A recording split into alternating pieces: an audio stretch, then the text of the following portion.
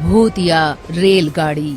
Patanpur station पर कई यात्री अंबड़ एक्सप्रेस के आने की राह देख रहे थे। उन्हीं यात्रियों में अनिल नाम का एक यात्री अपने परिवार के साथ अंबड़ एक्सप्रेस से रीमन गांव जा रहा था। अनिल अपनी धर्मपत्नी कविता से कहता है, अब कविता, अंबड़ एक्सप्रेस कुछ ही समय में प्लेटफॉर्म पर आने वाली है और रीमन गांव यहाँ से बहुत दूरी पर है। मैं हम सबके लिए स्टेशन के बाहर से पानी की व्यवस्था करके आता हूँ। हमें अगर रास्ते में पानी ना मिला तो हम क्या पिएंगे? अच्छा ठीक है, पर आप तुरंत लौट आना क्योंकि ट्रेन आने में ही है। अनिल पानी लाने के लिए स्टेशन के बाहर चला जाता है। तभी अंबड़ एक्सप्रेस प्लेटफॉर्म पर आ जाती है। पूरी ट्रेन खाली थी।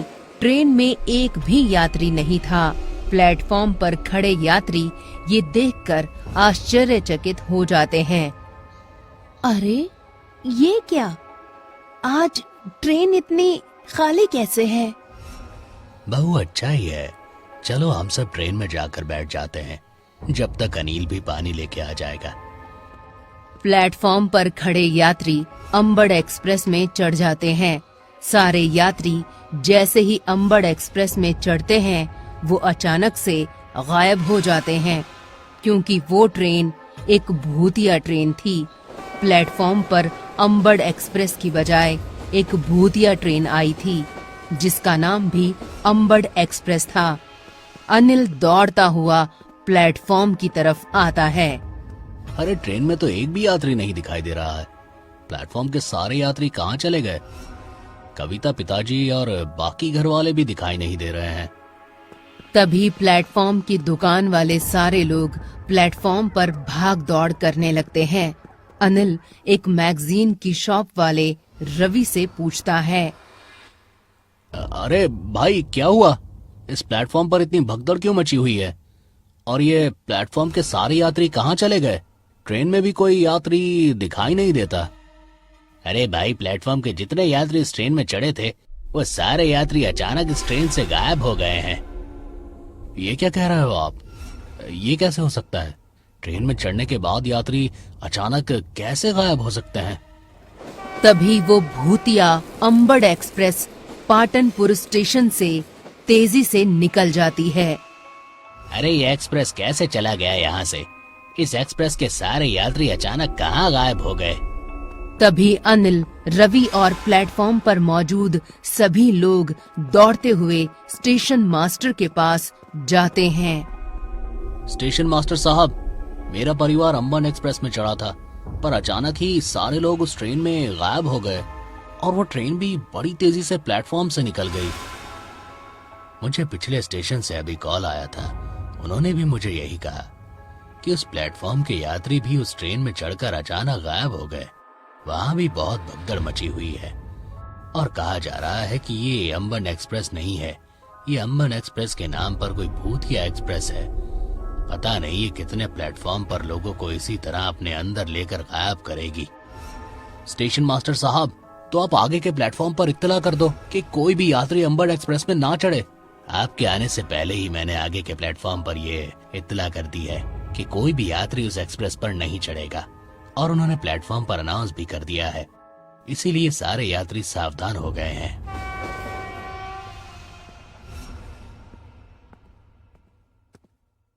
अनिल, अभी अभी इरतपुर स्टेशन से कॉल आया था कि वहीं भूतिया अंबड़ एक्सप्रेस प्लेटफॉर्म पर काफी समय से खड़ी हुई है और कोई भी यात्री उस ट्रेन में नहीं चढ़ रहा है, इसलिए वो ट्रेन वहां से आगे नहीं जा पा रही है। हमें तुरंत उस प्लेटफॉर्म पर जाना होगा। स्टेशन मास्टर साहब, वो ट्रेन भूतिया ट्रेन है। हमें सबसे पहले किसी बाबा को ये बात बतानी होगी और उन्हें वहां ले जाना होगा। अब बाबा ही हमारे सारे यात्रियों को ट्रेन से सही सलामत निकाल पाएंगे। जब ट्रेन में इतने सारे यात्री चढ़े हैं और चढ़ने के बाद में एक भी यात्री ट्रेन में दिखाई नहीं दे रहा, मुझे तो लगता है ये शायद उस ट्रेन ने सारे यात्रियों को मार दिया होगा। चलो, हमें तुरंत तिरथपुर स्टेशन पर जाना है। हम जाते जाते ही एक बाबा को अपने साथ लेकर चलते हैं। मैं बाबा को जानता हूँ, जो बड़े ही ज्ञानी बाबा हैं। शायद वह हमारी कोई सहायता कर पाए। अनिल और बाकी सभी लोग स्टेशन मास्टर के साथ बाबा के पास जाते हैं अनिल तांत्रिक बाबा को सारी बातें विस्तार से बताता है कि कैसे उस भूतिया ट्रेन ने कई सारे यात्रियों को अलग अलग स्टेशन से निगल लिया।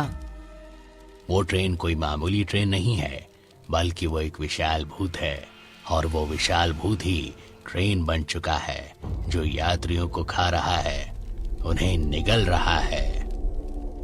बाबा, मेरा पूरा परिवार उस ट्रेन में फंसा हुआ है। आप कैसे भी करके मेरे परिवार और बाकी यात्रियों को सही सलामत उस ट्रेन से बाहर निकाल दीजिए। वो ट्रेन इस समय इरतपुर प्लेटफॉर्म पर खड़ी हुई है। हमें तुरंत वहां जाना होगा। अगर वो ट्रेन वहां से भी निकल गई तो हम उसे नहीं पकड़ पाएंगे। सारे लोग बाबा के साथ ही इरतपुर स्टेशन आते हैं। अंबड़ भूतिया एक्सप्रेस वहीं प्लेटफॉर्म पर खड़ी हुई थी। बाबा, देखिए वो ट्रेन खड़ी है। तुम सारे लोग पीछे की ओर चले जाओ। मैं इस ट्रेन के दरवाजे पर एक धागा बांधने जा रहा हूँ, जिसकी वजह से ये भूतिया ट्रेन अपने असली भूतिया रूप में आ जाएगी। और वो बहुत ही विशाल भूत है और बहुत ही खतरनाक है, इसीलिए तुम सभी को बहुत सावधान रहना होगा। ठीक है बाबा, हम सारे लोग पीछे की ओर चले जाते हैं। बाबा एक धागा लेते हैं और ट्रेन के दरवाजे पर बांधने जाते हैं। प्लेटफॉर्म पर बहुत सारे यात्री खड़े हुए थे, पर वो बेहद घबराए हुए थे। बाबा जैसे ही दरवाजे पर धागा बांधते हैं, ट्रेन एक विशाल भूत बन जाती है।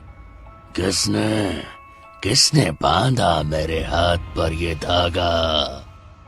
इस धागे से मुझे बहुत दर्द हो रहा है। ये धागा मैंने तुम्हारे हाथ में बांधा है। तुमने ट्रेन बनकर अब तक जितने मासूम यात्रियों को अपने अंदर निकला है, उन सभी यात्रियों को सही सलामत बाहर निकालो, वरना मैं तुम्हारा वही सर्वनाश कर दूंगा, यही सर्वनाश कर दूंगा। मैंने उन सभी यात्रियों को जान से मार दिया है और अब तुम सब की बारी है। मैं तुम में से किसी को जिंदा नहीं छोड़ूंगा। तभी अनिल और बाकी सभी यात्री उस भूत पर लकड़ियों, पत्थर और पास में पड़ी सभी वस्तुओं से वार करने लगते हैं।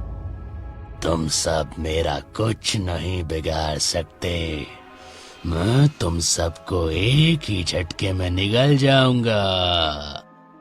तभी भूत कुछ यात्रियों को अपने हाथ में उठा लेता है और उन्हें पूरा का पूरा निगल जाता है। बाबा, इस भूत का कुछ कीजिए, वरना ये भूत हम सबको भी मार देगा। हमें कैसे भी करके इस भूत को जलाना होगा, क्योंकि इस भूत को सिर्फ आग से ही नष्ट किया जा सकता है। बाबा, इतने बड़े भूत को हम कैसे जला पाएंगे? अगर इसे जलाया नहीं गया तो ये ना जाने कितना हाहाकार मचा सकता है। इस बात का आप लोगों को अंदाजा भी नहीं हो सकता। वो देखिए, सामने लोडिंग ट्रेन खड़ी है, जिसमें पूरी ट्रेन भरकर पेट्रोल भरा है। हमें कैसे भी करके इस भूत को वहां तक ले जाना होगा और उस ट्रेन को आग लगानी होगी, तभी पेट्रोल के कारण ये भूत जल पाएगा और इसका सर्वनाश हो जाएगा। हम वहां तक कैसे पहुंच पाएंगे? इस भूत ने तो हम सबको घेर रखा है। वो भूत एक एक कर सारे यात्रियों को पकड़कर निगलता जा रहा था। हमें तुरंत ही उस पेट्रोल वाली ट्रेन के पास जाना होगा, वरना ये भूत तो हम सभी को मार देगा।